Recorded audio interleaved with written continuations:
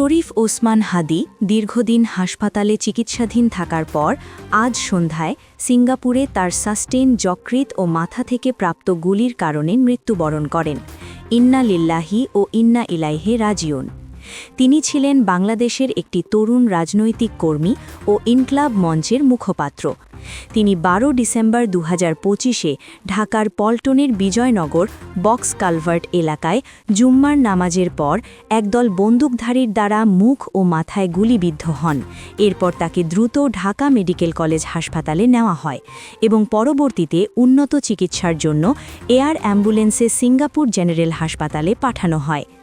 এই হামলার পেছনে সন্দেহভাজনদের স্বীকারোক্তি ও তদন্ত চলছে এবং সরকারের পক্ষ থেকে এটি একটি হত্যা চেষ্টা বা রাজনৈতিকভাবে প্ররোচিত আক্রমণ হিসেবে বিবেচিত হচ্ছে, যা বাংলাদেশে ব্যাপক প্রতিক্রিয়া, বিক্ষোভ ও রাজনৈতিক প্রভাব সৃষ্টি করেছে। ওসমান হাদির মৃত্যুর খবর প্রকাশের পরপরই সারা বাংলাদেশে তীব্র প্রতিক্রিয়া সৃষ্টি হয় এবং রাজধানী ঢাকা থেকে শুরু করে বিভিন্ন জেলা ও শিক্ষা প্রতিষ্ঠানে বিক্ষোভ মিছিল ও আন্দোলন ছড়িয়ে পড়ে।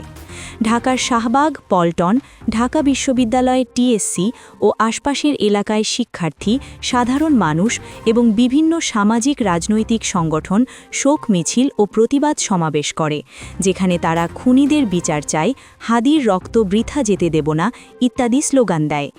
একই সময়ে লক্ষ্মীপুর, চট্টগ্রাম, রাজশাহী সহ দেশের বিভিন্ন জেলায় বিক্ষোভ মিছিল অনুষ্ঠিত হয় এবং অনেক জায়গায় সড়ক অবরোধ ও মানববন্ধন করা হয়। আন্দোলনকারীরা ওসমান হাদির মৃত্যুকে শুধু একটি ব্যক্তিগত হত্যাকাণ্ড হিসেবে নয়, বরং বিচারহীনতা ও নিরাপত্তাহীনতার প্রতীক হিসেবে দেখছেন এবং দ্রুত ও নিরপেক্ষ তদন্তের মাধ্যমে দোষীদের গ্রেপ্তার ও দৃষ্টান্তমূলক শাস্তির দাবি জানাচ্ছেন। ওসমান হাদির মৃত্যু শুধু একটি ঘটনা নয়, এটি এখন একটি প্রতীক। ন্যায় বিচার হলে শান্তি ফিরতে পারে, আর না হলে অস্থিরতা আরও বাড়তে পারে।